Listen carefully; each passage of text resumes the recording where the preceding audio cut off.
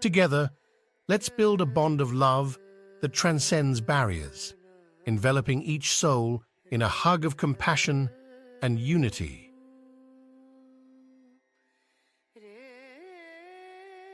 Yoga for love, Namaskar process.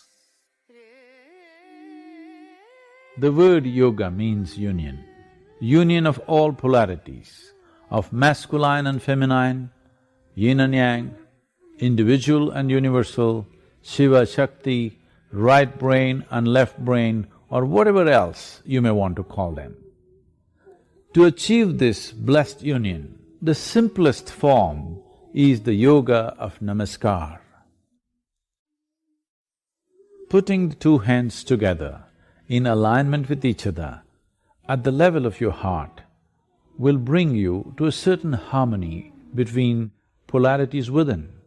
That in turn brings a sense of being united with whoever or whatever the Namaskar is aimed at. In placing your hands together, the dualities of your likes and dislikes, your cravings and aversions are levelled out, and there is a certain oneness to the experience of who you are. For a few minutes every day, put your hands together in Namaskar, look upon someone or something that means much to you. Maybe the sun, the moon, the clouds, the empty sky, the trees, the rock, your husband, your wife, your child, your mother, father, or a picture that matters to you. Look at that someone or something with the highest level of emotion that you can generate. In an attitude of loving attention, hold Namaskar for 3 to 5 minutes. Your life will be on a transformational mode.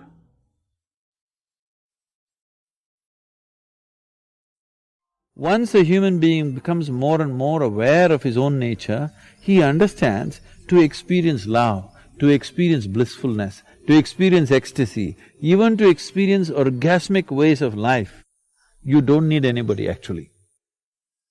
The distraction is not only in the West.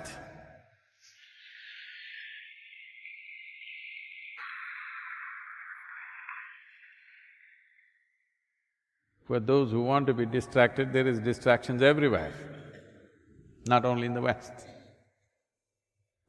And not just today, even 1,000 years ago, people were still distracted, believe me.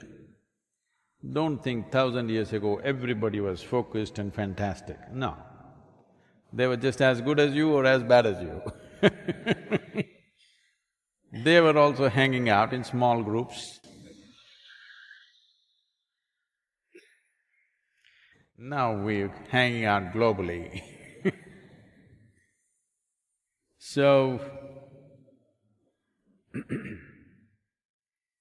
what is that one thing I have to do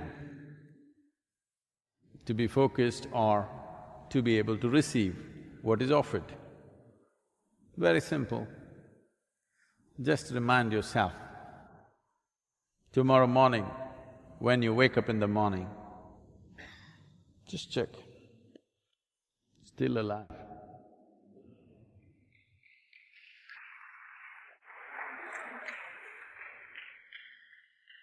Because every day over 1 million people die on this planet. You woke up tomorrow morning, over 1 million people did not wake up tomorrow morning, will not wake up tomorrow morning, believe me. You woke up, just check, you're still there? Great, isn't it? You're still alive. Can you at least smile? Oh, I'm still alive. Great. Just check those 3, 4, 5 people who really matter in your life, check if all of them are alive. Because if 1 million people die, at least 10 million people lost somebody who's dear to them, isn't it? So all those who really matter for you, you're alive, they're alive, fantastic today, it's a great day, isn't it?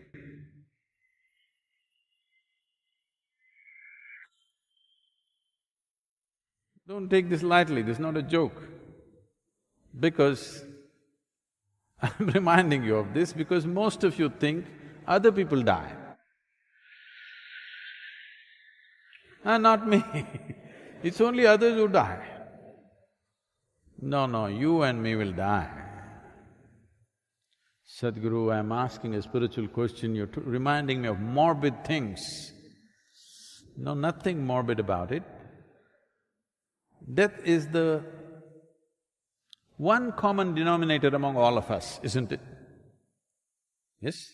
One thing common about us, whether you're black, white, blue, yellow, whatever kind you are, man, woman or other six genders, whatever you may be, one common denominator among all of us is, we will die one day. Look at the universality of death.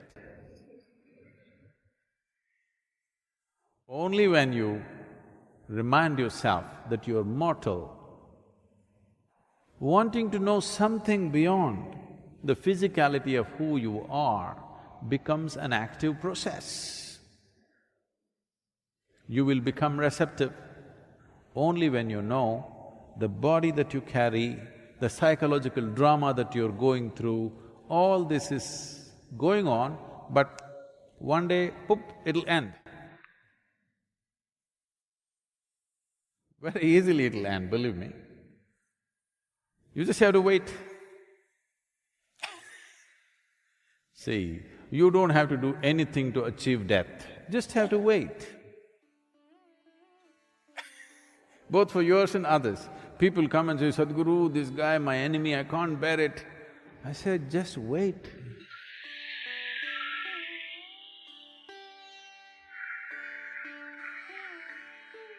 You don't have to take the trouble, just wait. One way or the other you will get rid of him, either he will die or you will die.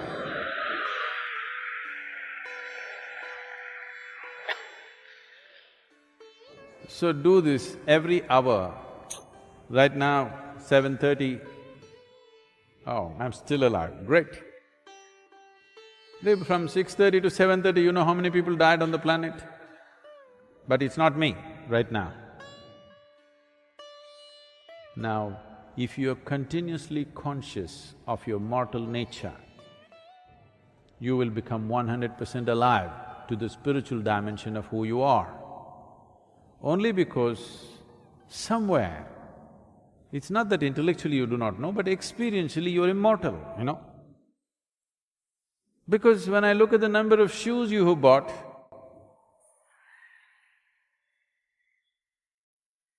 it looks like you're going to live for 10,000 years. Number of clothes and shoes, when I look at them, it looks like a lot of people are planning for 1,000, 10,000 years of life. No, it's a brief life. If you know it's a brief life and you're definitely mortal, we will try to stretch it with yoga. We'll try to stretch it and make it a little longer, but anyway you will die. If you are conscious of this every moment of your life, it may be a little struggle in the beginning, but just remind yourself every minute that I'm mortal. I'll die someday and maybe it's today. Come to ease with death, then the longing to know what is beyond this physical nature will burst forth within you. Once this longing comes, you are 100% receptive to everything that I represent.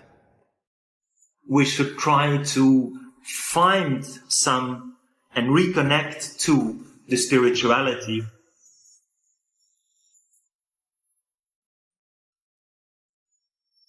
Anesthesia has nothing to do with consciousness. There is consciousness even where there is no body. You have the necessary instrument to experience this. This will become an access point.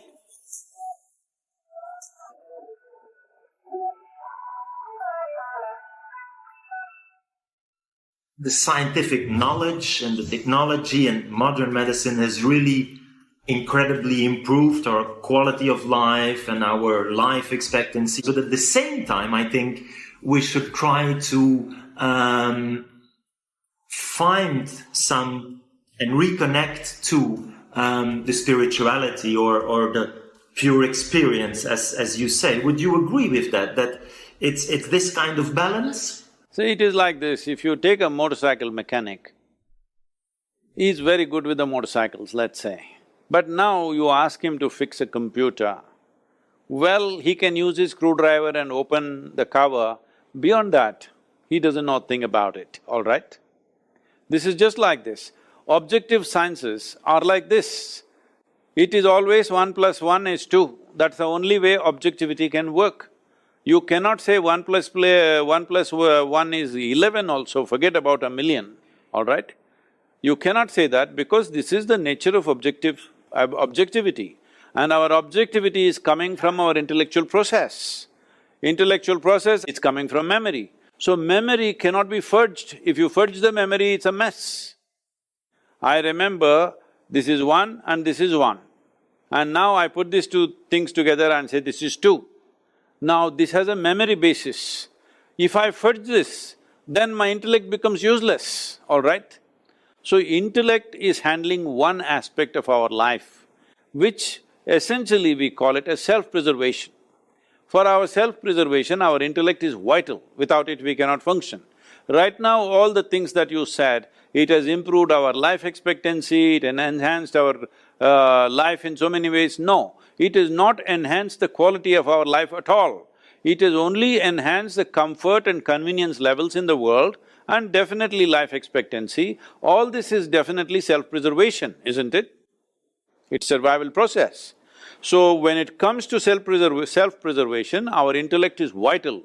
Without this one functioning, you cannot survive in this world.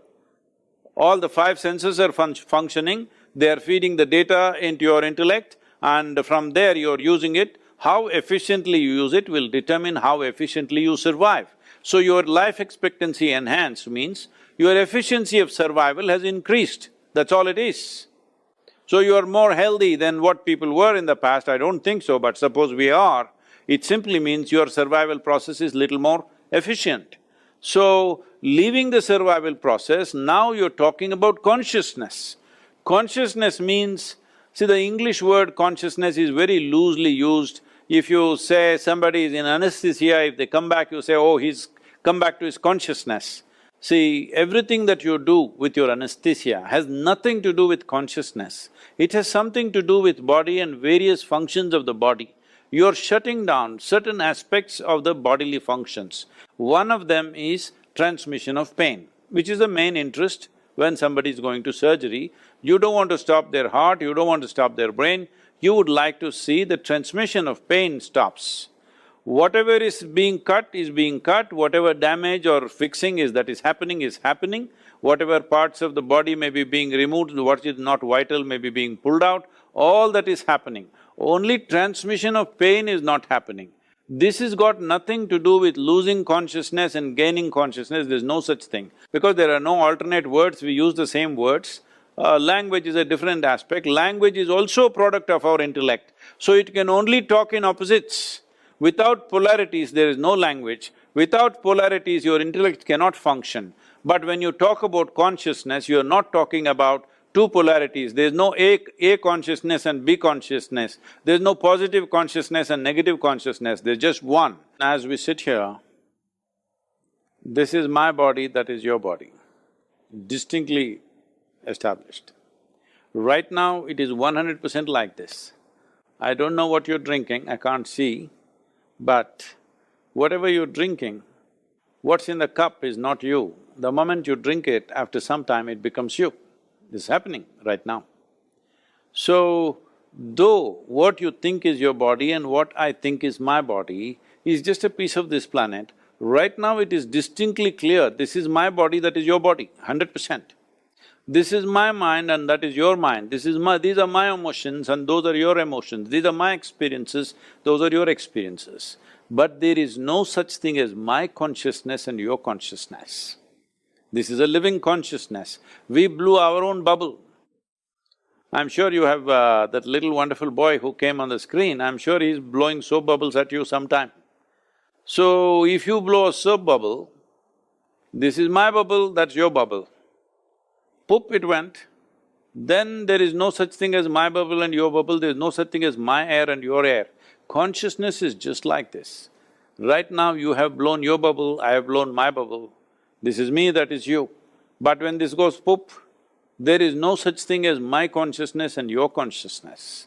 It is just that it is only the human creature on this planet who has the neurological capability and sophistication of mechanism that if they allow it, they can access this dimension of consciousness. No other creature is really capable of accessing it. This doesn't mean there is no consciousness in them. Without that, the life process wouldn't happen. There is consciousness even where there is no body, all right? Only thing is, you need a certain sophisticated instrument to access that, which is the human mechanism. This is why we consider being human is a great privilege, because you have access to dimensions beyond your physical boundaries. That is the fundamental significance of being human. So, let us not misunderstand the instrument and what we see. If you take a telescope and see, you saw another galaxy, but the galaxy is not produced by the telescope. The galaxy is there. The telescope only gave you an access. Similarly, your body, your brain, whatever, I don't want to identify different things, from your hair to your toes, everything is body as far as I'm concerned, including your brain. It is just another dimension of the body. So this body, if we keep it in a certain way, if we do not contaminate it with too many ideas, philosophies, identities, if you keep it in a certain level of openness, this will become an access point to what we are referring to as consciousness or the basis of the life that we are. You have the necessary instruments to experience it, not the instruments in your lab. You as a person, you have the necessary instrument to experience this. Will you allow it or not, is the only question. As I said in the beginning, it all depends on how you're identified. If your identifications are limited, you have lost the ability to experience it. If your identity is, not identified with anything, you kept yourself loose like that, then there is a possibility of experiencing it.